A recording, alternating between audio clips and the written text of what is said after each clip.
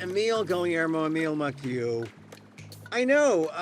Where have you been live? Usually you're live. You do these pop-ups, and now you're doing it at all these like not inopportune times, but different times. And yeah, I do. It's like as the spirit moves, but at least we're live. Professor Dan will be here with us shortly, but welcome to my takeout, my Emil Muck's takeout, my takes on all things considerable. And there are a lot of things to consider. There are a lot of things to consider today. So, I first of all, if you know me personally, you know that I'm grieving, or mourning. My brother-in-law died, and usually, do people mourn brother-in-laws? Of course. Mother-in-laws? No, of course. I love all my in-laws. I mean, that's sort of the joke that, oh, you don't like your in-laws. I loved my in-laws. And my brother-in-law, passed away day after Thanksgiving. I wrote about it in Inquirer.net. But they are extending the mourning period because there's no room at the inn. There literally is no room at the inn. You can't get a date to be put in the ground until December. And I was wondering, boy, if it were like strictly religious and you got to get in the ground within, 48, 70, 72 hours. I mean, there's like religions that have that, that provision. You got to get in. We're going to be mourning till the 21st. I mean, it's like ridiculous. So a lot of it kind of, you get the reality of it. So that's sort of good, but sort of bad. You're not wailing as much as you would, but we were wailing before, as he was about to go and hoping that he could pull out of the situation. He didn't. My Manong Virgilio, may he rest in peace. But now we're going through the novena. We're going through all the Filipino customs of what to do with the dead. And it's sad, but I find that immersing yourself in work, and immersing yourself in the stuff that makes you, like talking about the stuff that's happening in the world to an audience that may or may not be there. I mean, well, at some point, people will find us. But thank you for joining us. You can read my column on the Inquirer.net and also on Substack and catch what I've been going through. I want to, with Dan, we'll bring up some other things, but I want to tell you about all the stuff that I'm doing coming up, and you'll see it on the crawl. This Saturday, I am emceeing the Josephine Miles Awards of Penn Oakland. Penn is the Poets, Essayists, and Novelists organization, Penn Oakland. The working class Penn, it's a national organization, but this is the local Penn Oakland. I'm on the board of directors. I'm emceeing the program. It's at 2 p.m. at the Black Repertory Theater on Adeline, right, in Berkeley, and it's free. So come, 2 p.m. Saturday. We'll honor authors. William Wong is being honored. He'll be there, 2 p.m. We honor work from 2024, and it should be fun. I'll be there talking, and Ishmael Reed, the co-founder of Penn Oakland, he'll be there. Tennessee Reed, his daughter, is co-MC with me. But it's free if you want to see what's happening in the literary world from the perspective of Penn Oakland. Check it out. It's free. Black Repertory Theater in Berkeley this Saturday, 2 p.m. All right?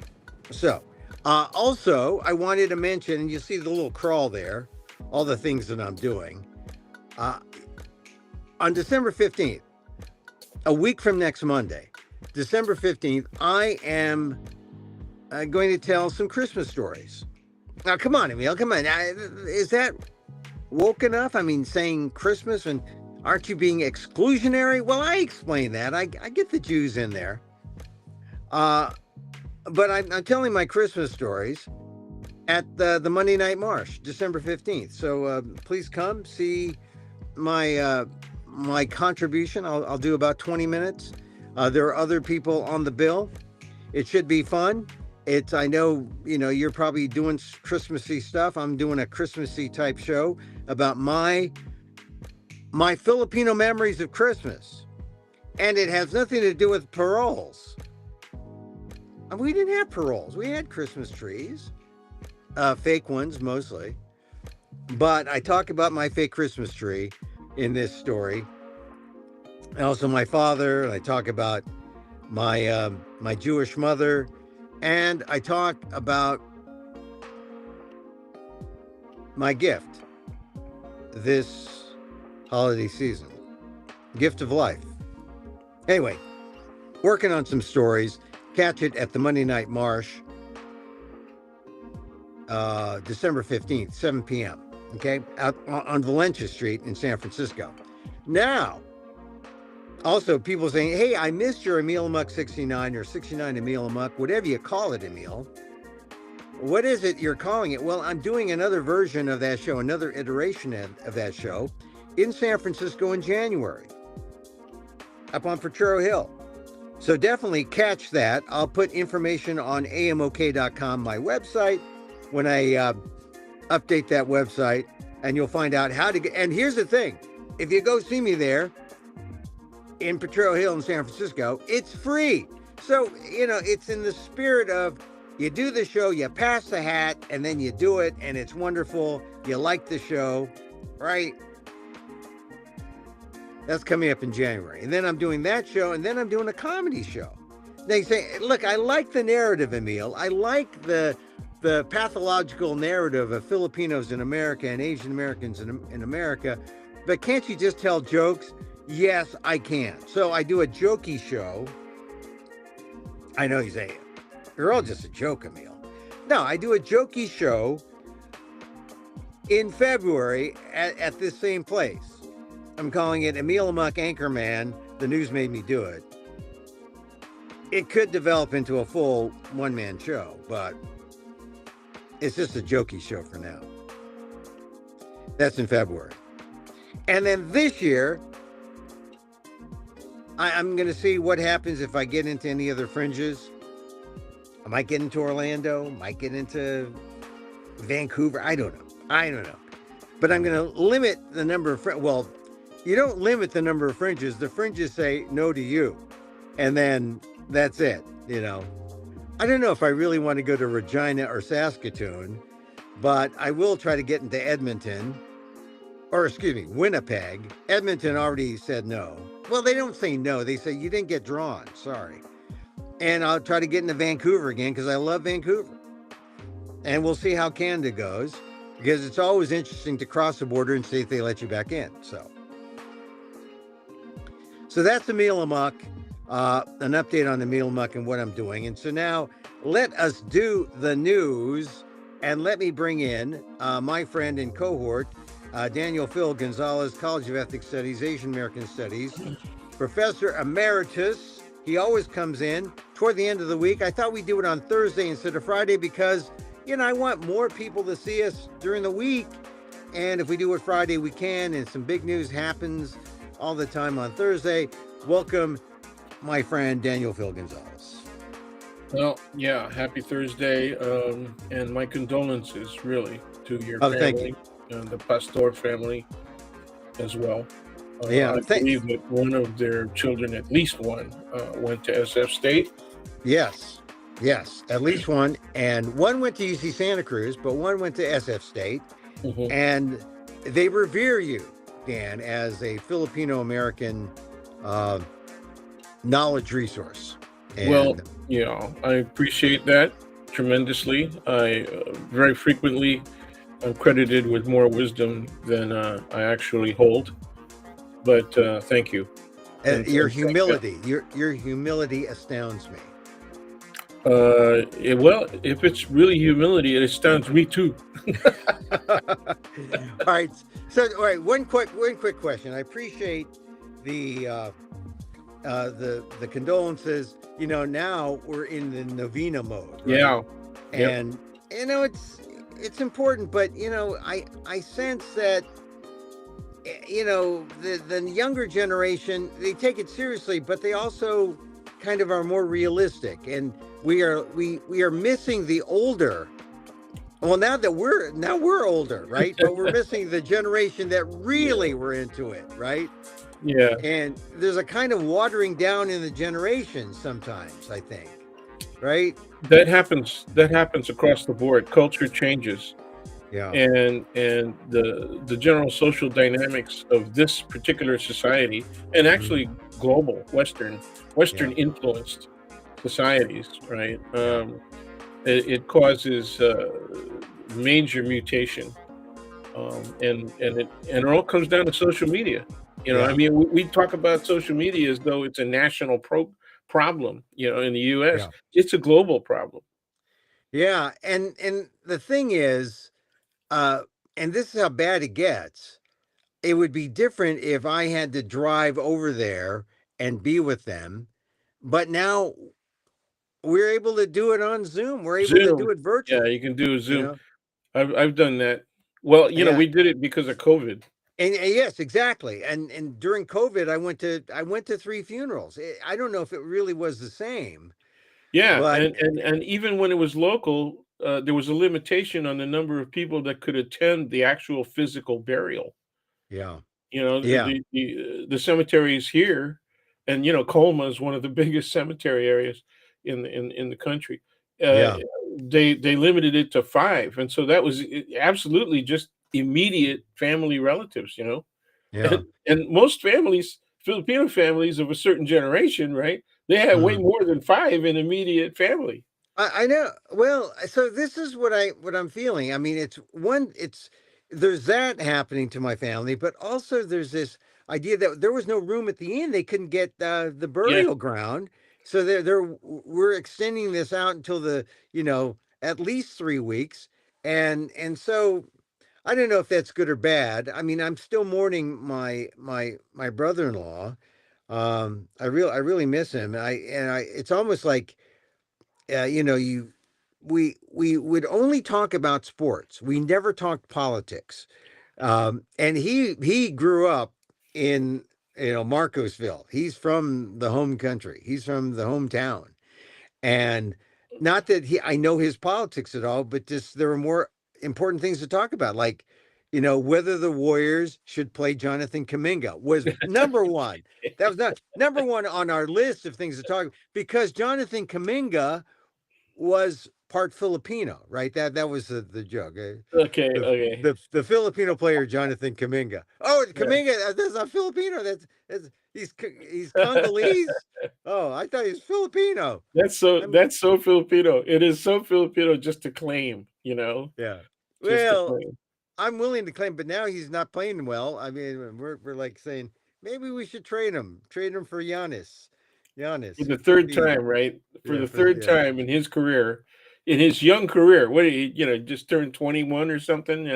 Well, he's so young, which is why you want to give him a chance, Kaminga. Yeah, But it's just that he's hot and cold. There's nights when he's terrific, and then there's other nights where he's kind of dull. as is the problem with most of the Warriors now. They're Yeah, hot this and this cold. is There's no true. one. There's This no is one who true. is consistently, like, even Curry is not as consistent as he used to be. I mean, Absolutely, if you only see the absolutely. highlights, he makes every shot in the highlights. But if you see the whole game, Well, miss, but miss, miss. Seth did well. His brother did Yeah. well. Oh yeah, is well. Seth is he's the leader in percentage, and I hope the Warriors do well. But I have learned from living and dying with the Warriors and other sports teams that it's not worth it to just to live and die with your teams. I mean, the teams. It's important. You develop a sense of what loyalty. I don't know, you develop some sense, Yeah, but and that's but good. they are it's a distraction. It's a What it is.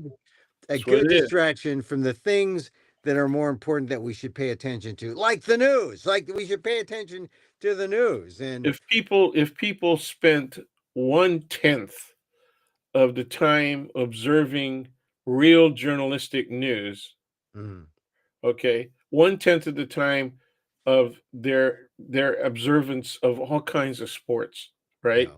The country would be way better off.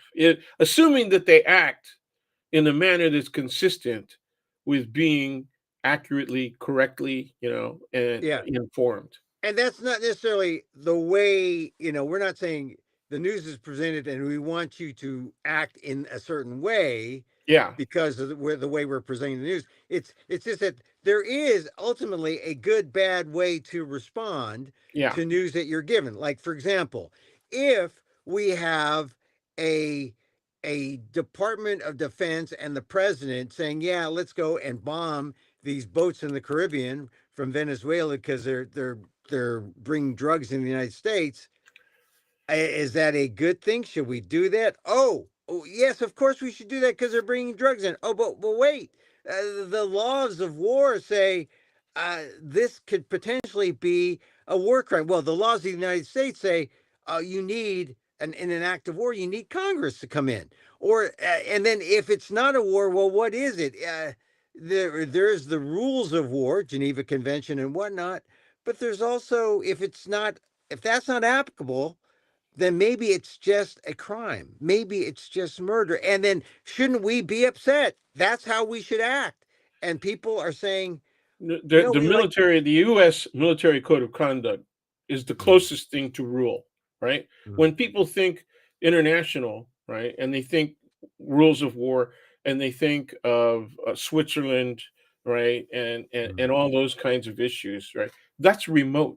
That's remote to them, and for yeah. a lot of Americans, it's dismissible because it's remote. You know, Mm, what is very close is the Uniform Code of Conduct, man, military code of conduct, and it defines. They actually give an example that says, right. for example, right? Right. If a ship is struck and it's wrecked at sea, right, and there are Mm, survivors, okay, uh, killing them would be a crime. I mean, they actually come out and say it, and yeah. it's their illustration, and so we're not even at war. Just Yeah. because they rename or try to rename the Department of Defense the Department of War, right? And then they declare that Venezuela is at war with us because they be bringing drugs into the United States, and they Yeah. haven't even shown any connection. If you're going to make that claim, at least show a direct connection Yeah. between those boats, the content of those boats, and the shores of the United States. At least show us that, right? So or some evidence, and we don't have evidence, Yeah. and if we did have We keep evidence, it would. sinking the evidence. We Yeah. keep sinking the evidence, even if it takes us 4 shots. Yeah.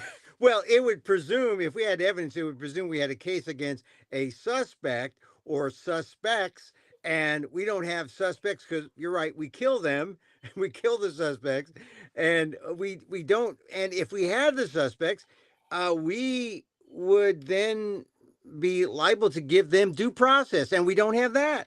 We don't have due process, Well, and but then that. they're not even giving due process to citizens. They're just Yeah, rounding them up and sending them back to wherever they think they want to send them, right? And yeah, and and it's really gotten very, very bad. But well, but see, this. people don't care Mm, because once again, it's not them. yeah, Okay. Remember all the Latinos that said they're only going to go after the criminals. I want to know how right, they feel right now. Are right, they accepting any of this stuff as fact? yeah, Okay, that so yeah. many people are being rounded up and taken away. Uh, Mm. because our critics, the people who criticize us, say that we're clowns because all of this stuff that we're saying is not true. It's not fact. Okay. And in point Yeah. of fact, it is Yeah. fact. And we double and triple our sources to make sure that there's consistency in the positions that we take. Then we take perspective and opinion, all right, based on that. But And so, but you how are they yeah, informed? but this is the thing, Dan. Most people will take the news and instead of going to the news, they'll say, I got it directly from Trump or I got it directly from Hegseth. And I trust them more than I trust the news. So why should I get it filtered if Hegseth and Trump say this is the way it is?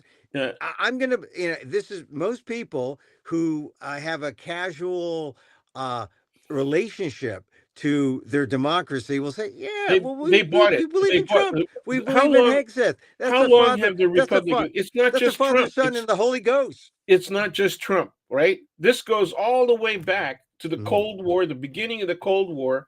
Post, there were liars once again on all sides, right? At any time in the history of Mhm. the United States. However, ever Mhm. since the beginning Mhm. of the Cold War, right? The Mhm. misstatements and outright false statements and lies, right, have Yeah. been coming in greater frequency and quantity from the right than from the left or the center.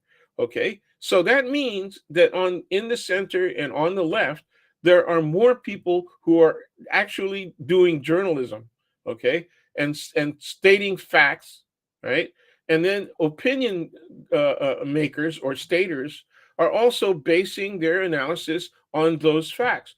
The problem is, generally, everybody's saying it's all fake. Yeah. But then what does that mean about the sources that they use? If it's all fake, then they have to question the sources that they use as well. So they're saying that it's all fake is itself false because they're believing, Well, right, it's one set of sources. it's just that, yeah, it's just the rebuttal of Trump and Hegseth is, oh, fake news. That's fake news, and most That's it. people will But take everybody, but Trump see, and the Hegseth Republicans, at their word. yeah. But my point is, Republicans have been doing that. The right, same right, and then Yeah. the invasion of the Republican Party by the right. Okay, particularly after the signing of the Civil Rights Act, right, in 1965, and Hmm. the shift of the Dixiecrats, Southern racist Democrats, right, over to the Republican Party, and Hmm. that took less than two presidential election cycles. It took less than 8 years for that transformation of the Republican Party to occur, and that's the Republican Party that we have today. Back in the 60s, Hmm. half of the Republican Party signed on to the Civil Rights Act. They Oh, they were oh, in yeah. favor of a, but once again, one of the hidden reasons for that is that they wanted to break the back of the Southern Democrats and the Democratic Party in that way. So if you were able to split the Southern Yeah. Democrats away, right, then they would Hmm. they would rule, right, Congress. Okay, they always Well, think see, that. that yeah, that's interesting also because LBJ people have there have been a number of biographies of LBJ within the last Lyndon Baines Johnson within the last 10 years. Yeah, I mean, they've always pointed out how he had a problem. He pushed that through, and he got his majority, and it was for the good of the country. But look at and how for short the lived good it of the was. people, for the good of people of color. Yeah. Primarily, it was for the good of black people, right? That was the Mm. intent. But Yeah. but what other people of color need to understand is they benefit by that.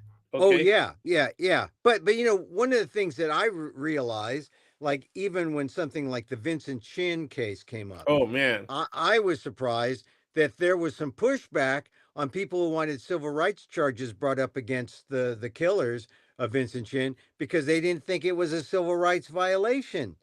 I mean, there was that kind of pushback because they saw the world or the nation saw civil rights solely as black and white and not Asian, not brown, but black and white. And we've been fighting that all along until to this day. And now it's now we're kind of lumped in, and but they want to do away with all of us.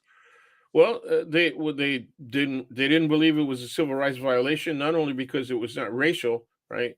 Mm. Yeah. I mean, they also didn't think it was a civil rights violation because you could cover this with it's already illegal to commit murder.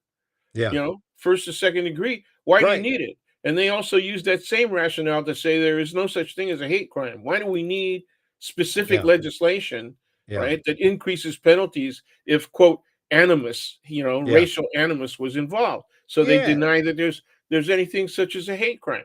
Yeah, I mean, really, I mean, do we believe in piling on? Even in the NFL, we throw a flag when you pile on. You can't pile on just The because you're thing that I found racist. the thing that I found most ridiculous is that adding hate crime, right, Mm, penalties mm. only added 3 to 5 years. So Yeah, what's yeah, it you wasn't. know, Yeah, I it mean, wasn't that much. it's not double it. If you want to double it, then I would say, okay, well, that's pretty good, right? All right, so now I took us on a tangent here, but on the war criminal thing, it looks like Admiral Bradley, who was thrown under the bus by Hegseth, Hegseth and he's Trump. and Trump, and he seems to have like said, okay, there was no kill 'em all type of order, and everyone seems happy with Hegseth and Trump now after Bradley spoke, and yet, there's something wrong about this whole thing, and the question is Hegseth really in or is he out? I mean, why is it that this is such an abnormal presidency? At any time in the past, a president or a politician would be sunk with all the things that are coming out about Hegseth, his personal life, this thing with the Caribbean boats, and then now we have this IG report on Signalgate saying, yeah, he really compromised or potentially compromised, American lives, American soldiers. I this would normally sink an ordinary politician, but Hegseth emerges. I mean, I think Trump, by backing Hegseth, has created a Terminator. He's made Hegseth into the Terminator, where you can't sink him. You can't. Yeah, and just like Trump has given off some of his uh, is it Teflon? Some of his attributes on Hegseth. He's creating a monster, and mostly because Hegseth is so loyal and reflects back everything that Trump says. Um, who would have thought that this is how American political ambition would be realized? Just adopt the negative side, and you're good. But that's the Republican Party right now, right?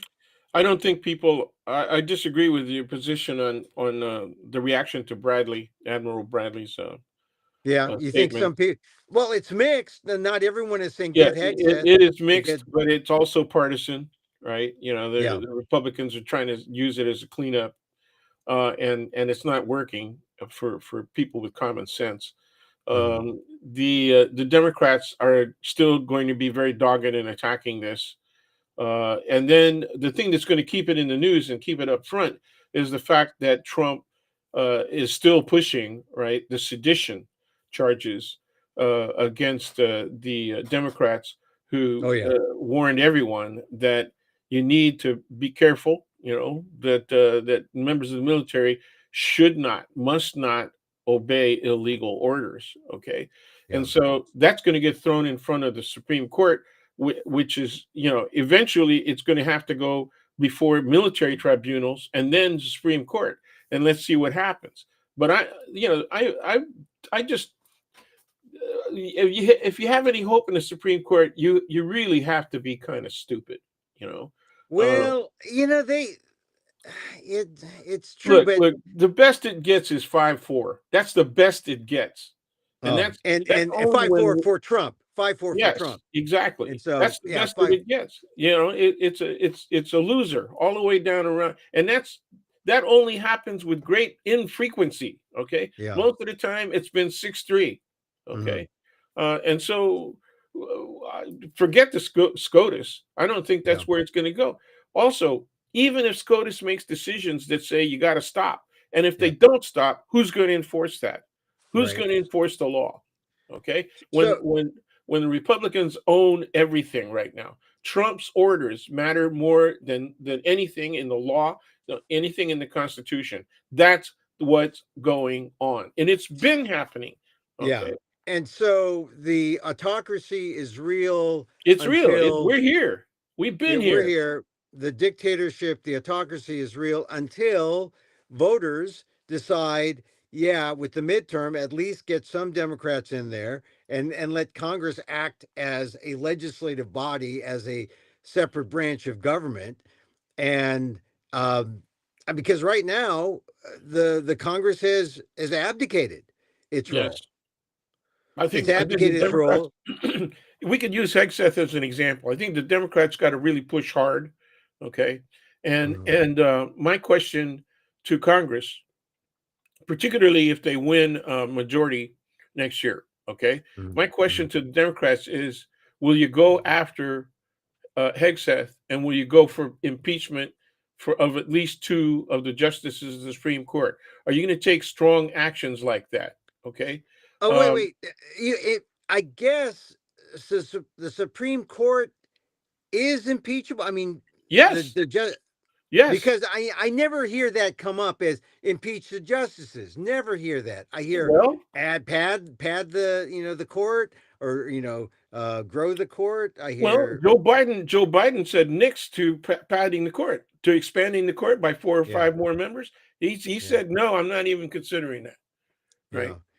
Yeah, but I mean, but impeachment of justices, and there's ample evidence that the justices, some of the justices, a couple, are compromised. Openly corrupt, Yeah, politically yeah. biased, and openly corrupt. Okay. All right, so we're going to have this war criminal administration. So Hegseth in, out. He's probably going to They be got in. to He's safe. the Democrats have to launch an investigation, right? Mm, And literally arrest him. And who can yeah, arrest him? They can force Capitol Police to arrest him. Just say, look at if you come on to Capitol grounds, okay, we're slamming you in jail. Simple yeah. as that. All right, so now the big story over the holiday was the shooting. The Afghan national who worked side by side with the CIA. Who knows what happened? He's being charged, murder. Um, the fallout. The Afghan community is feeling it, but also all immigrants. The Somalis are feeling it. Yes, yes. He's even And talking this, about Somalis. Now, one of the yeah. what do you think his motivation is? Well, I mean, Besides number one, Afghans. yeah. Well, it's real. I mean, the story is real. It's not. It's not a fake Which part of the story. story is real? That it was an Afghan, right, who Oh, came, who worked with the CIA for 10 years or so, yeah, right? Came here, and it's also real that he was given asylee status, yeah. okay, Right, right. But I in wasn't April. talking. But I wasn't talking about the Afghan. I was talking about the Somali story is real. The story of Somalis in Minnesota, uh, as one of the it's one of the aftermath stories that has come out. That has given Trump reason to be, well, it's fueled his xenophobia, let's say, against the Somalis. But what's your point about the Somali situation? I mean, my point is there. It's some Somalis in Minnesota were involved in some corrupt activities, perhaps, Yes. and let's see what happens. But it's like so Jeffrey Epstein is a pedophile, or all white people pedophiles? I mean, the leap to go from all the Somalis are bad, all immigrants are bad, get them out. We don't want them in our country. That's pretty extreme, and that's wrong. But Well, what? that's basically where I'm at. That's Yeah, basically where I'm at. I mean, yeah, the corruption in Ukraine is oh giving yeah, Zelensky problems. Okay, and yeah, that was there before Zelensky. It was one of the major reasons that the EU was not really warm to accepting Ukraine into the yeah, EU way before, even before the 2014 attack by Russia on Ukraine. But yeah. when they showed that unwillingness, right, Mhm. to deal with Ukraine in that fashion, that was a green light for Yeah. Putin. Yeah, Okay, and since you mentioned Ukraine, it's in the news because Putin says he's not accepting any of no, the. and who would expect that he would? Yeah, no, I don't think anyone did, but it brings us back to where we are with what's Zelensky to do. He's got no choice but to either accept a surrender or keep fighting. I mean, it's bad. I think, and I just don't know where we are with the Ukraine story, because uh, Donald Trump seems to be, and his envoy all seem to be pushing pushing Putin talking points, and where does that leave us with Ukraine going into the fourth year now? I think there's every possibility that Ukraine's going to lose. Yeah, Every possibility that Ukraine's going to lose. They're they're up to their elder statesmen now on the front lines, and some of these yeah, people have done 4, 5, 6 tours. They're low on ammo, and really it comes down to Trump. If Trump had given them medium and long range missiles, we wouldn't be in this situation right now. yeah. Well, the Ukraine is losing losing the war, the drone war. If Yeah, they had better weaponry, maybe they could turn it around. But I go back to the beginning of this whole crisis when everyone was wearing their little Ukrainian flags, sure. and I was eating more every time I go to New York. I was eating a veselka, eating my borscht, and eating my potato pancakes. They'd make them vegan for. I mean, everyone was around.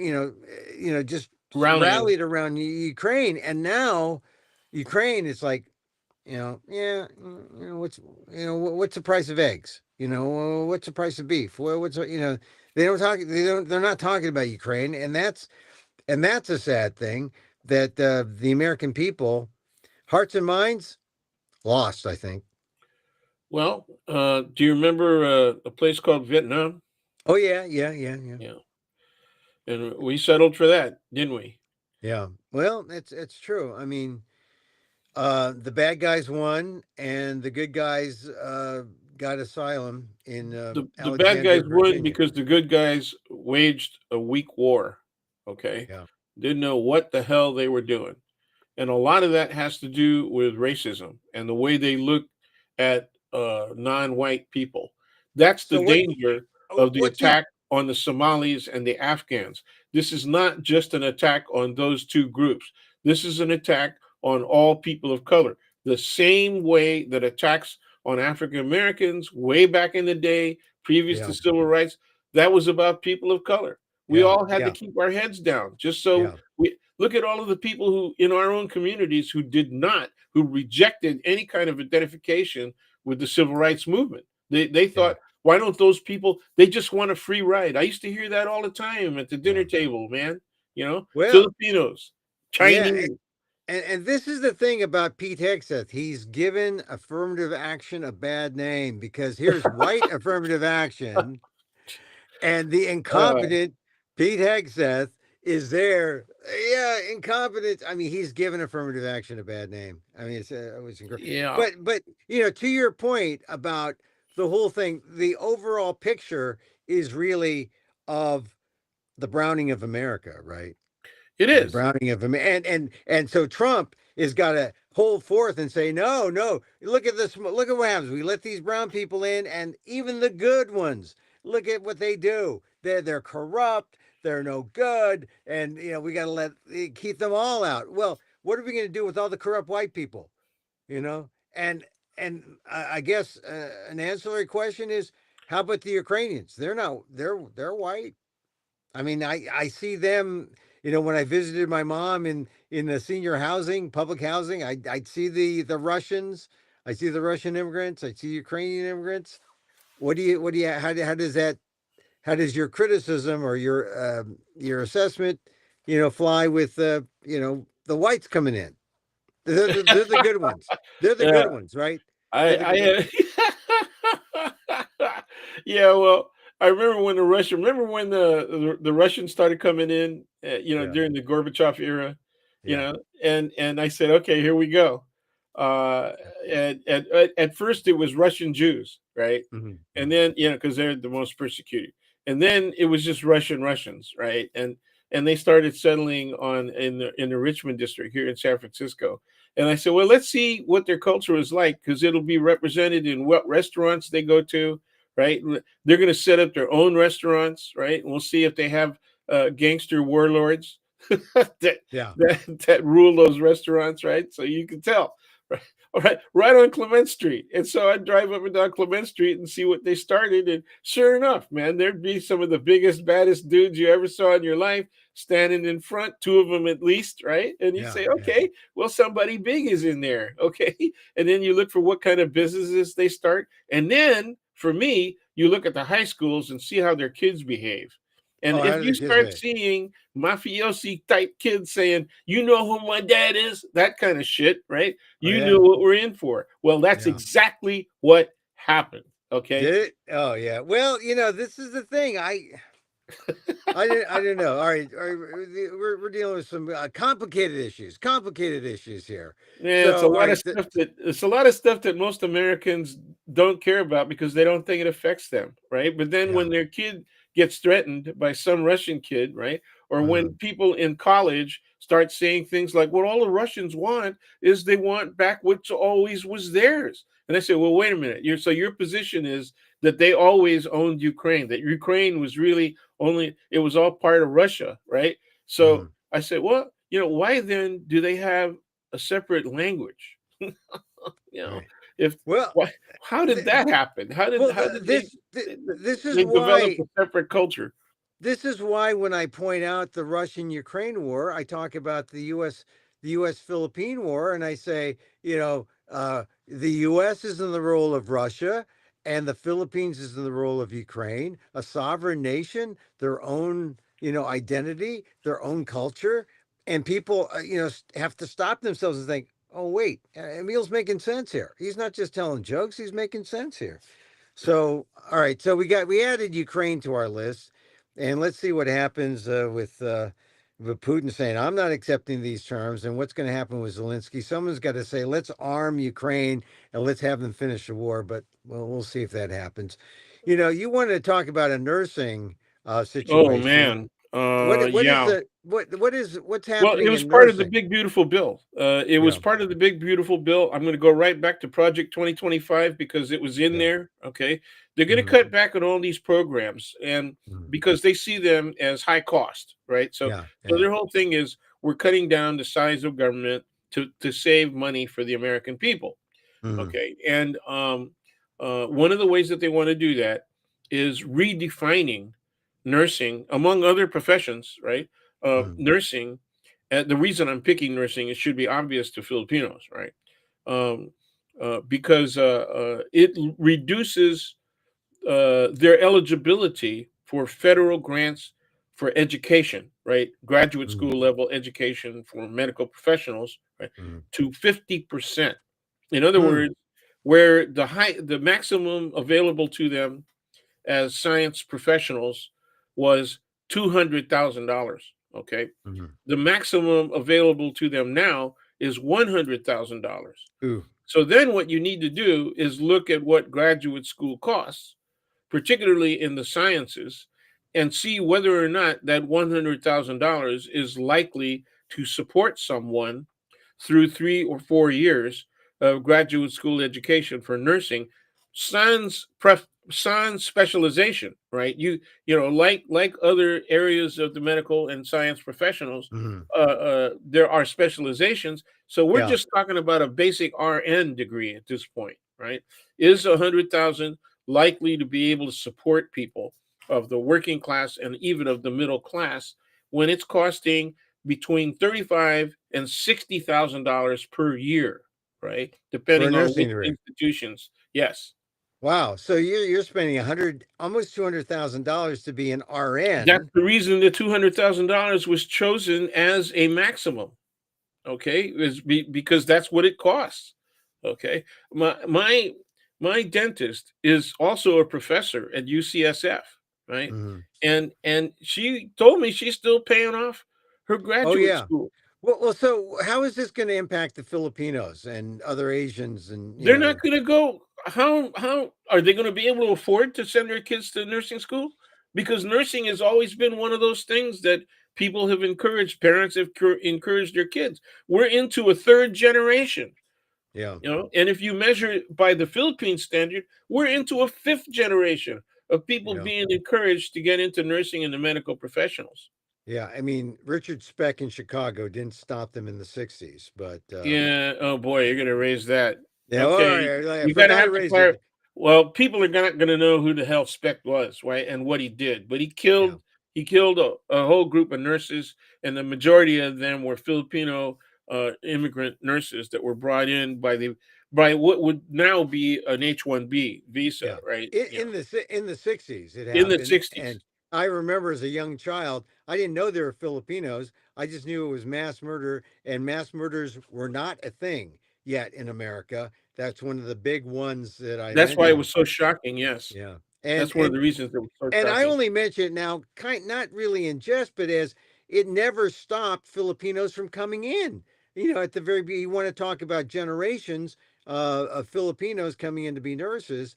That thing did not hinder Filipinos from saying, "Yeah, I want to, go to the U.S. and be a nurse." In the 1920s, okay, after 1924, particularly when the rest of the Asians were shut out of the Hmm. United States. They could no longer immigrate to the United States.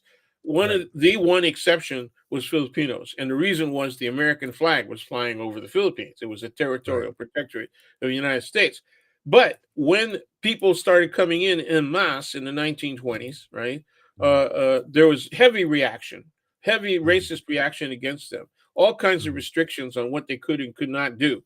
And so the Philippine government actually put out a warning to people who are applying to come here to the United States, warning them that that there's problems there, that they're mistreating Filipinos, right? Hmm. People are having living under very harsh circumstances, but that didn't stop anything Yeah. because life was still going to be better. It was worth the risk. Besides that, Filipinos wanted adventure. They didn't want to get stuck Yeah. back on the farm, Yeah. um, Yeah. so they were going to come. Same Isn't thing is that the true now. phrase? If is Isn't Are things better here than they would be if they stayed back in the Philippines? Now, there is an interesting phenomenon though, right? But over the last 20 years, people of the rather limited upper middle class sector, they have returned to the Philippines right? They're or going they have back. yes, or they have become binational. They go back and forth, Because right? because pesos go farther than dollars. Hey, that's a dream that a lot of even the Manung generation had. They Oh dreamt yeah, that yeah, they were going to be able to go back. They planned for it. They bought land, right? yeah. They I get allowed family to live in the properties, yeah. and then I they get expected to go relatives. back and be able to enjoy their golden years in retirement. Yeah, I get relatives who did that, and they came back. They came here, worked, got their pensions in dollars, went back, and I guess they're happy, but they're not. They're if they were American a little bit, now they're Filipino 100%, and I don't know if that's good or bad. I think sometimes they miss America. Sometimes, yeah, they they say it's too hot. Yeah, yeah, They that's one of the major complaints. They say it's too hot. I know families who have returned to the United yeah. States. They've come back, and the major Oh, reason is the rest of their family has always got their hand out.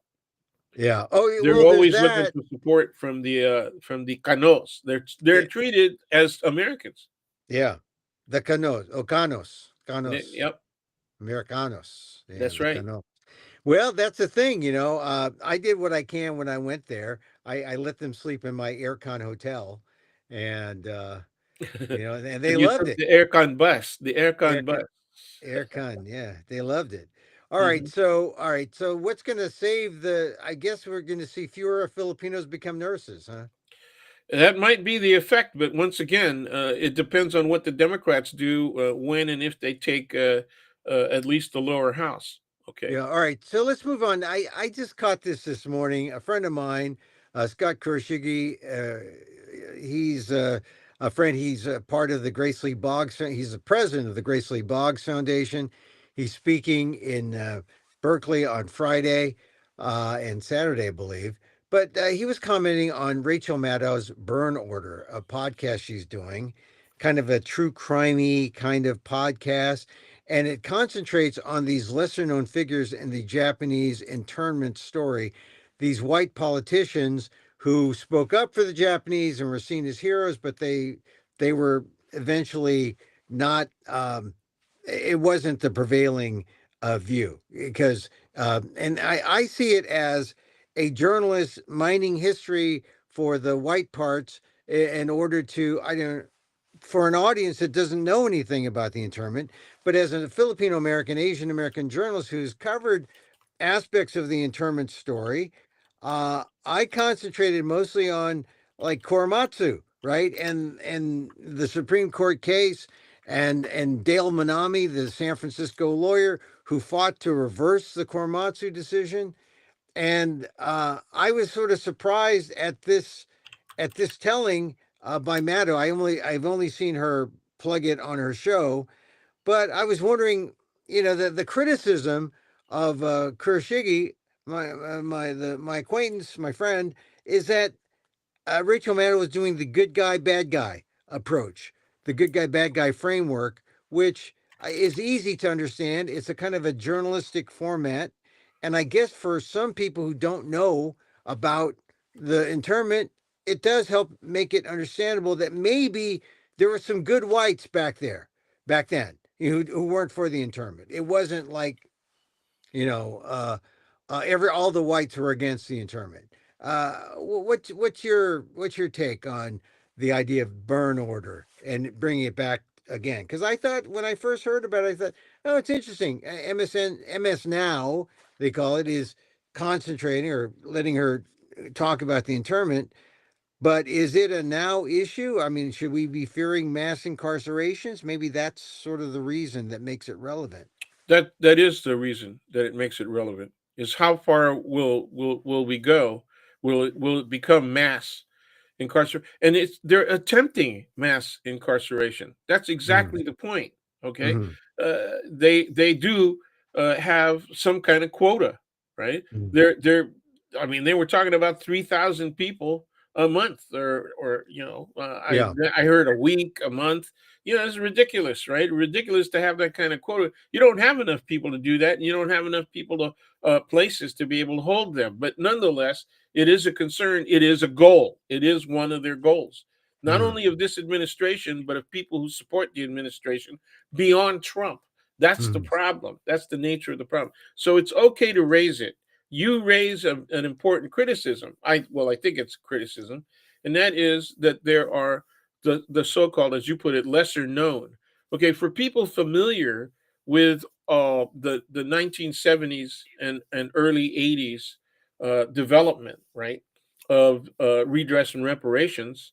And I was in law school when this started. Okay, Mm-hmm. I was I was at Hastings, now UC Law, San Mm-hmm. Francisco, between 74 and 77, and people in my class were already working on this. And what the thing that upset me was not only that she was featuring all of this stuff done by white folks, and some of it's legit. I mean, Mm-hmm. for example, the investigations and the break-in to a Japanese consulate to be able to get information that showed that they weren't able to recruit Japanese Americans to their cause. Okay, it's one of the reasons that there was a major, let's say, there was a huge disparity between the very popular perspective that Japanese Americans, right, were Mm-hmm. spying for Imperial Japanese government, right, Mm-hmm. and the reality, which is they couldn't find anything. Yeah. And so, what the extreme right said at that point was the reason they can't find anything is because you know how sneaky these people are. They went Yeah. right back to the old That, generic yeah. Asians are Racism. Yeah. sneaky. Yeah, Okay. and the thing is, there were some people who spoke out, but they lost, and so you have this good guy, bad guy framework.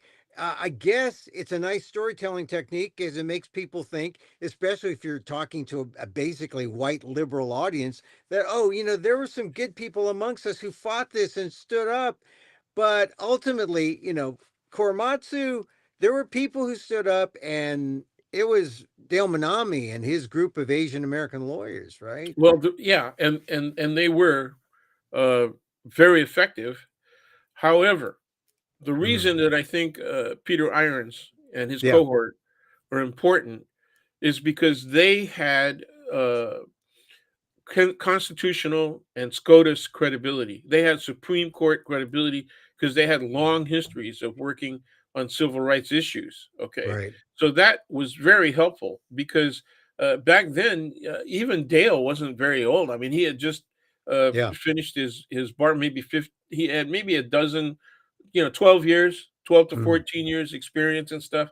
Okay, Yeah. and he was one of the elders. Yeah. Everybody else, all of the young lawyers, right, were in my age category, and they were in Mm. their 30s. See, So see, yeah. they're really young. The other I thing mean, that bothered yeah. me was that she doesn't mention the fact that it was not only Japanese Americans that Right. were involved in that. There, a lot of my classmates, right, were Mm. directly involved. Chinese Americans and Right. some Filipino Americans as well. Yeah, I think the thing that got me when I heard it, I was wondering, why is MS now doing this now? I mean, what's the new thing? And the new thing isn't new at all. It's like shining a light on some lesser names, mostly white, who stood up against, the bad government that wanted these people incarcerated. But it doesn't really, I mean, I guess it shows.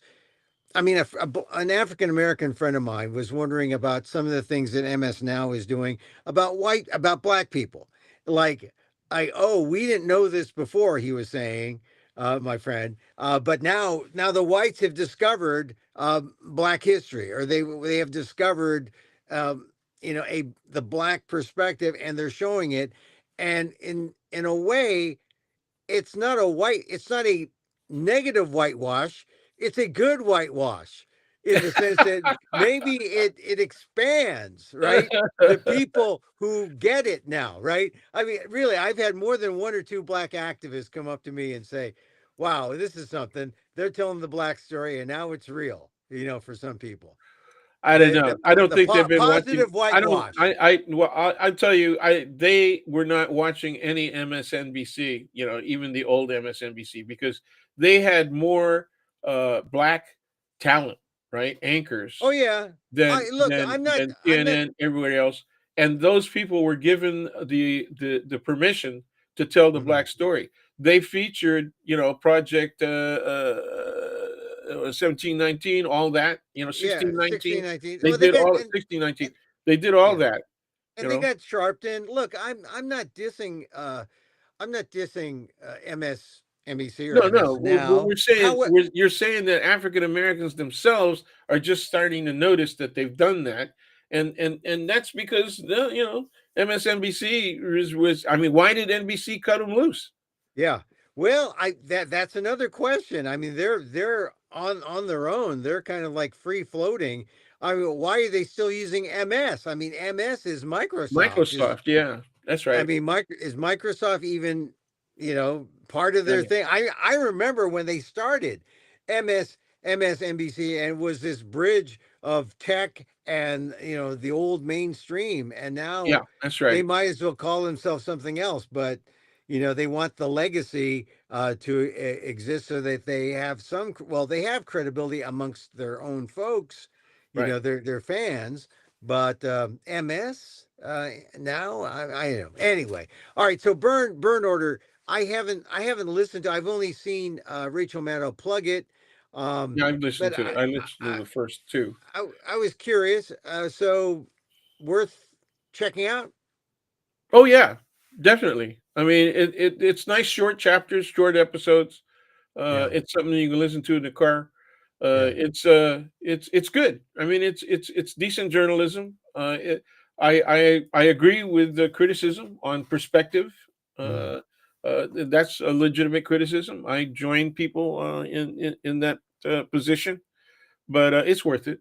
You know. Yeah. It's worth. I mean, it's not all white people were evil. Is sort of like the takeaway. There were some good Yeah, guys. that is it.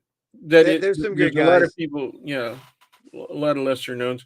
I you know the whole thing that Minami et al. Were into was a cooperative endeavor. Okay, Yeah, yeah, uh, some of my former students were also part of that, and they're Filipino American. yeah.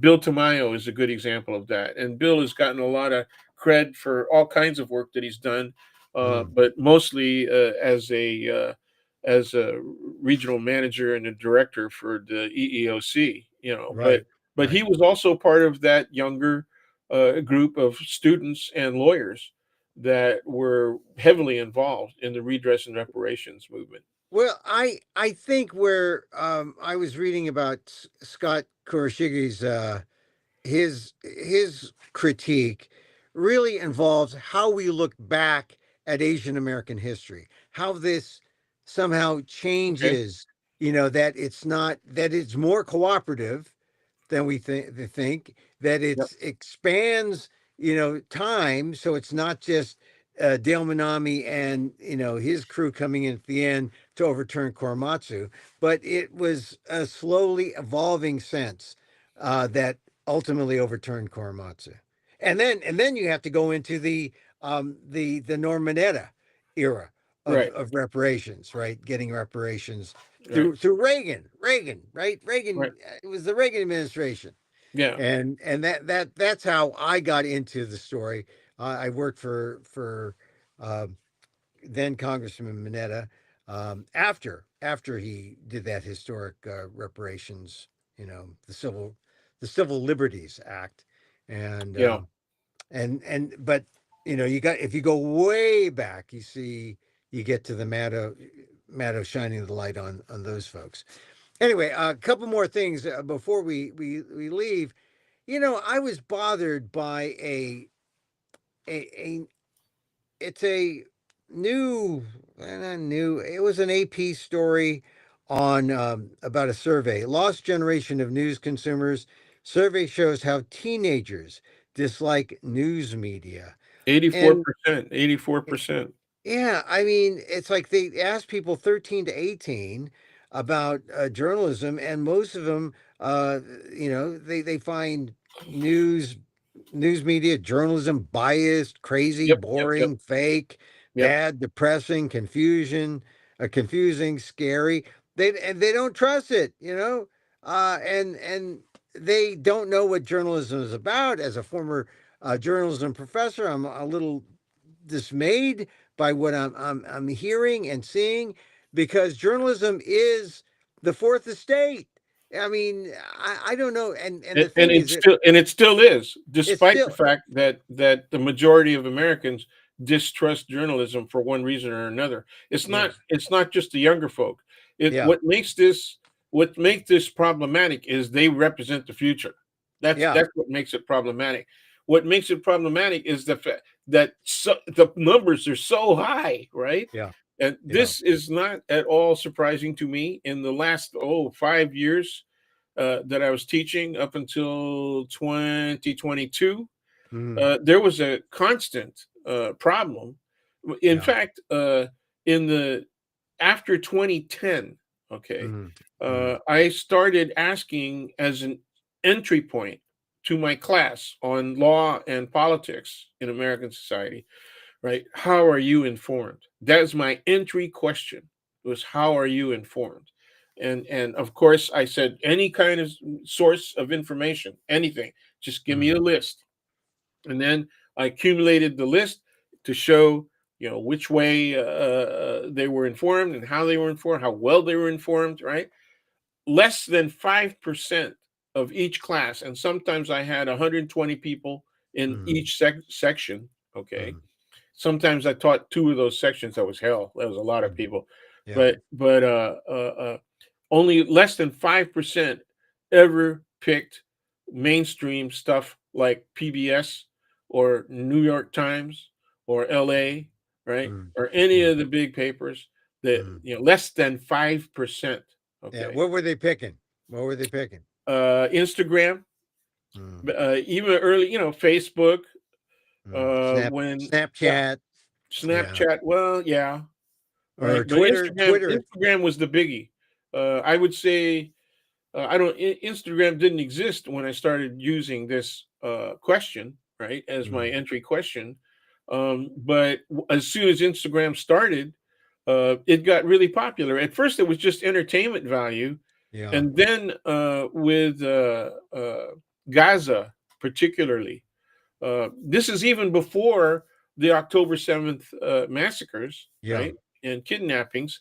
Gaza was a big deal, and Netanyahu's abuses were a big deal, and that was because people went to Instagram and they were seeing video Yeah. Oh, of well, what was happening in well, Gaza.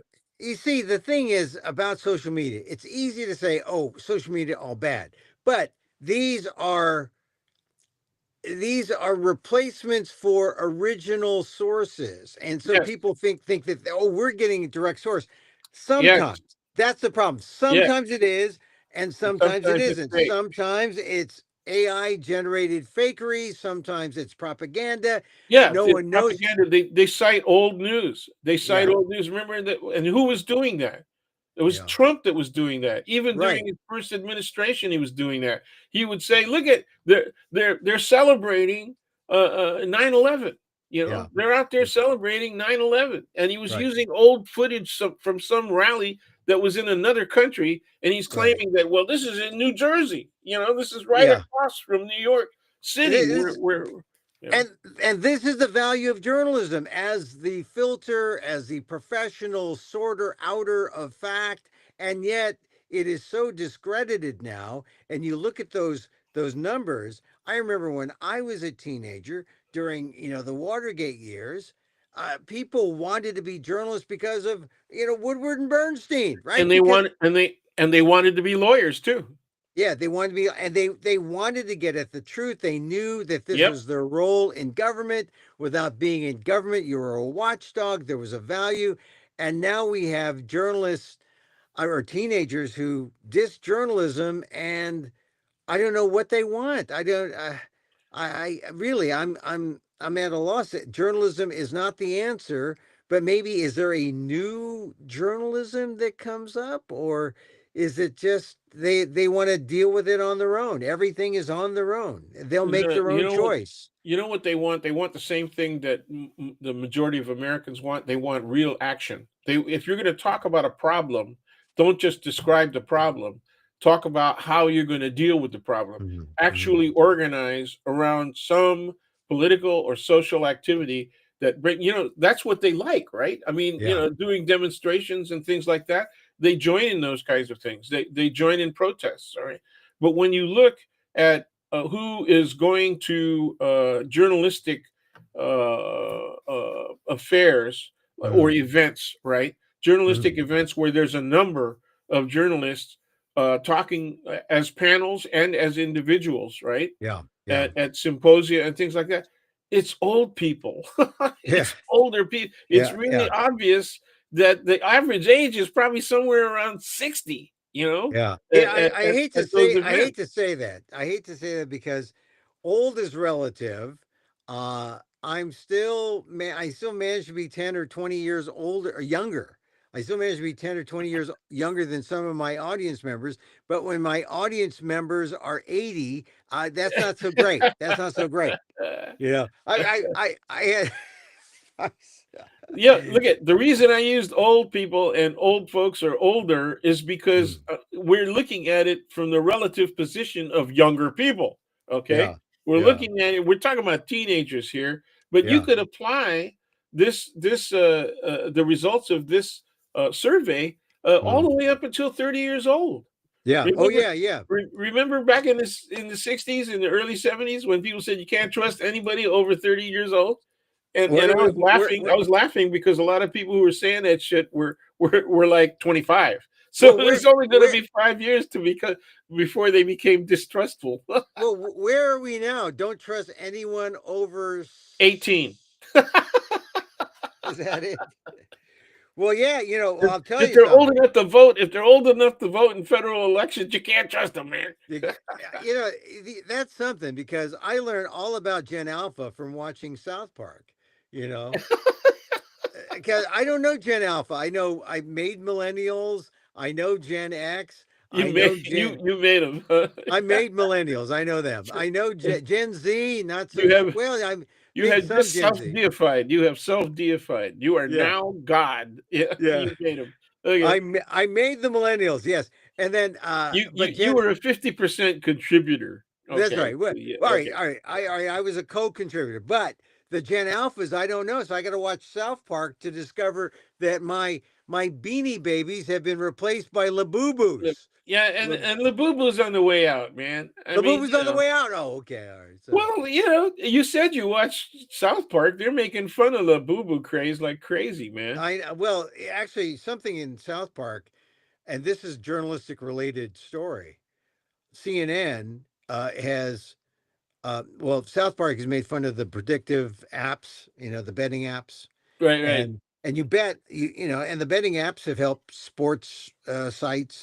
They bet on the sports sites and sports news, You're talking about ESPN. Polymarket.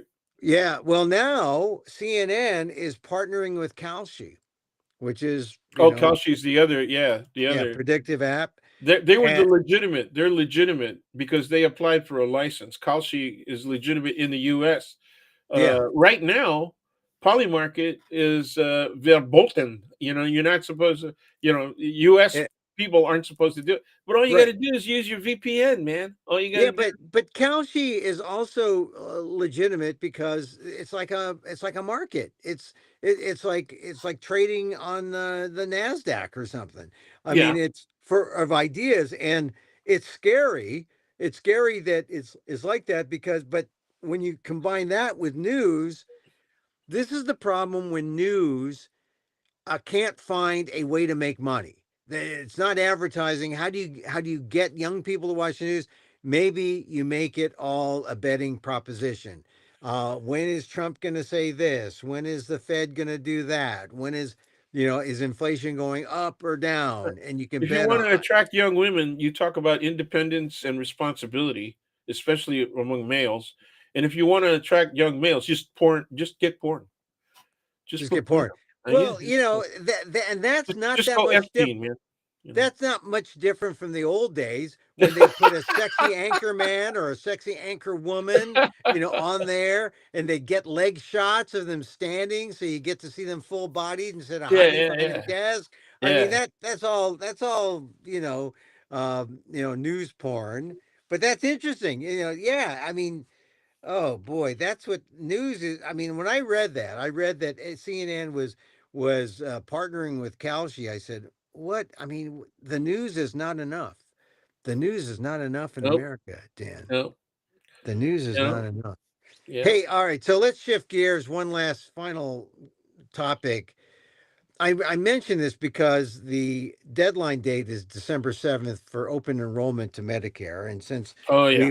we've identified that some of us are of age, um, and people want Medicare for all, but what is Medicare for all? What would it really look like?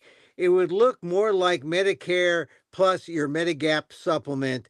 That's what you should get. You should not get Medicare Advantage. Medicare Advantage advantages the Yeah. corporations Just and think does of it not. as disadvantage. Yeah, yeah, don't yeah, right. Don't even think. I mean, but a lot of people have been hoodwinked And by then yeah, Medicare they sign up for Advantage, it. and they Yep, sign up for it, and because number one, generally it's free. It's no premium yep. because they sock it to you later. A friend of mine was in a hospital and it did cover ambulance service, but he needed ambulance service that would take him a long way. It did cover it, but I asked him, "Did you have, what is your supplement? Because you got to get a supplement. You got to get the Medigap supplement." He said, "I just got Advantage." Advantage. Oh man, and Advantage is not an advantage. If it's got the word advantage in it, run away. Right, no matter how good it looks, remember that if it sounds too good to be true, it probably is. Medicare Advantage is one of those things. And take it from me as someone who is I'm licensed to sell insurance. I don't sell Advantage. But brokers I know that I've dealt with have always tried to get me to sell Advantage because they say, "Hey, you'll make It more makes money." money. It's money. It's a moneymaker for It's money. money makers for the healthcare industry and for the sellers I got and for the students brokers. who are also licensed. I held a license myself for a Mm, while, mm. okay, but not because I wanted to sell insurance, because I wanted to trade. I wanted, because you can get 6 and 7, right? The license 6 and 7, and you Oh can yeah, yeah, trade SEC. So that's yeah, why I was doing it. But yeah. but Well, my own former students who have done quite well, mm, okay, as insurance agents, never never even talk to me about advantage or any of that kind of stuff because they yeah. know I'd slap them down in a second. I mean, they're not that foolish, man. Well, the person who really got me, who hated Advantage, was Ralph Nader. And if Ralph Nader is against Advantage, well, that's good enough for me. But then Yeah, John but Oliver. he beat up on the '66 Corvair, man. That was Oh, all he did. wrong. He did. Yeah, yeah. He That did. was all Well, wrong. that rear engine car. Yeah, yeah. Oh man, But that but was all wrong. That was a but great year. You know how much those things are worth nowadays? Thanks, uh, Ralph. how much? Oh, 100,000, Wow, for 200,000. a Corvair. Yeah, Yeah. a Well, all right. 66 for a '66 particularly. Yeah. Well, they look kind of cool. The rear They engine, are cool. but you know. Oh, well, Yeah, but anyway. a friend of mine in high school got one in our senior year, and Yeah. it was wonderful. It was a convertible too, Yeah. so we Oh, put yeah. that Those thing are down cool. and ride around. Hey, I was more into the six. I had a '67 Mustang when I was in high school, Right and that on, was cool. That was cool right until on. it That's it cool. blew up. It had a wiring problem, and my friend who knew cars bought my burnt out '67 Mustang. I bought it used. I sold it to him for like practically a song. He took it and he was able to rewire it, and it ran for like the next 25 years. Ah, and Yeah, that got I it. I didn't make those kinds of mistakes. I have made mistakes, but Yeah. not like that. All right, but don't make a mistake like buying Medicare Advantage. If No, you're man. here's the thing, it's the open market closes on December 7th, and if you started with Medicare Advantage and want to switch, now you have to go through underwriting, That's right. and if you had any problems, you may not qualify, or you may get a better. You may not, because if you do it the first time you're eligible, they have to take you. And that's why first timers, when they go to Medicare Advantage, because they say, I'm healthy, it's cheap, I'm going to do it. No, go with the supplement and go with regular Medicare. In the long run, it'll be better. So, Oh yeah. Well, they would find out anyway, real all right. So, real fast that sometimes you're one of the most immediate disadvantages of mm, advantage is mm. that your out of pocket goes up. Yeah, yeah. Well, Your per yeah, visit it goes up. goes up. You end up paying more ultimately when you get sick and when you need it, and you don't get as much as you would have if you were with regular Medicare. So they try to make it sound like, oh, it's convenient, one stop shop, but not necessarily. I mean, sometimes Kaiser is good. I mean, Kaiser has a Medicare Advantage plan. It's an HMO, and HMOs have Advantage, and they're selling Kaiser's selling Advantage like crazy. But and not maybe some Advantage programs are better than others, but I doubt it. I doubt it. All right, Anyway, dude. all right. So there's the Medicare Advantage talk. So Dan, uh, hopefully, I I'm going to be doing this thing at the Marsh on the 15th. I'm going to talk about Christmas. I'm also let's see, it's a 7 o'clock at the Marsh, and then I'm this Saturday at the Black Rep Theater in Berkeley. I MC the Pan Oakland Awards, and it's the Pan Oakland Awards are named for Josephine Miles, who was a poet and English professor at Berkeley. I don't think they call it the Josies yet, but maybe, I mean, it's been around for 30 years. So 30 or more years. So maybe they'll start calling him the Josies. Anyway, I'm emceeing that. That's free at the Black Rep Theater, 2 p.m. on Saturday. So a bunch of things where I'm appearing. And then I've got a new show January and February that I'm doing in San Francisco. So go to amok.com at some point and I'll post up new information on that. So I just want to update people on where they can see me, um, and we'll be seeing you at the doctor's office, huh? Is that right? Making a public appearance at your doctor, your local doctor? No, no, Dan. Look, I appreciate you coming on. We joke and but we do get into some serious subjects that you're not going to hear a perspective from an Asian American Filipino perspective anywhere else, but maybe here. I mean, Well, we got to, you know what we got to do? We got to be talking to our Filipino and Latino relatives and friends Mm, about what the big, beautiful bill did to financing the now non-professional medical. What do we call it? Vocations now. You know, yeah, it's is no that what? longer a profession. It's just a vocation, right? And that's how they limited the amount of money, the scholarship money. Yeah, I'm gonna hit that hard. I'm gonna do it on the phone tree thing. Okay. And All right. Well, we'll talk about that. All right. So Dan, all right, I man. appreciate you being on. Thank you. And Happy always a Thursday. pleasure to have you with us. And I'll talk to you again soon. Okay, there he goes. Thank Daniel you. Phil Gonzalez, my friend, College of Ethnic Studies, Asian American Studies, San Francisco State University, Professor Emeritus Daniel Phil Gonzalez. Thank you very much. So, as I said, I'm emceeing the Penn Oakland Awards, Black Rep Theater, this Saturday, 2 p.m. It's free. Joy Reid of MSNBC, or MS Now. No, then of MSNBC, not of MS Now, but she did win an award. I don't think she's going to be there, but she might. I'm she I don't know what's going to happen. Uh, let's see. William Wong won an award for his book Sons of Chinatown. So it's multicultural, and the reason why I do the Pan Oakland Awards, not just because I'm the a board member, but it's everywhere in the country. Multiculturalism, diversity under fire, but not in Oakland. Not as long as Penn Oakland is around. Um, that's important. So anyway, if you can make it 2 p.m. on Saturday at the Black Rep Theater in Berkeley, right there off Adeline. Also, I'm going to be doing something December 15th, Monday Night Marsh. That's not free, but I think there's a generally low cost. I'm appearing with a couple other performers. I'm going to be doing Christmas stories. Uh, a lot of Christmassy things happen to me. A lot of things happen to me around Christmas. I'm going to tell those stories. They're funny. There's a narrative. They will be parts of future Emil Amok monologues. And if you want to see where the Emil Amok monologue is now, catch me.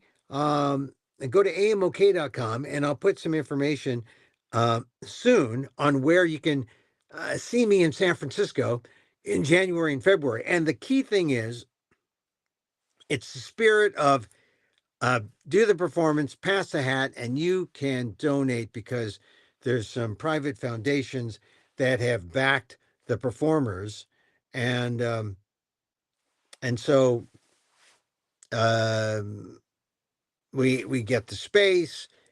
We still rely on you for your donations, and you can come for free to see it.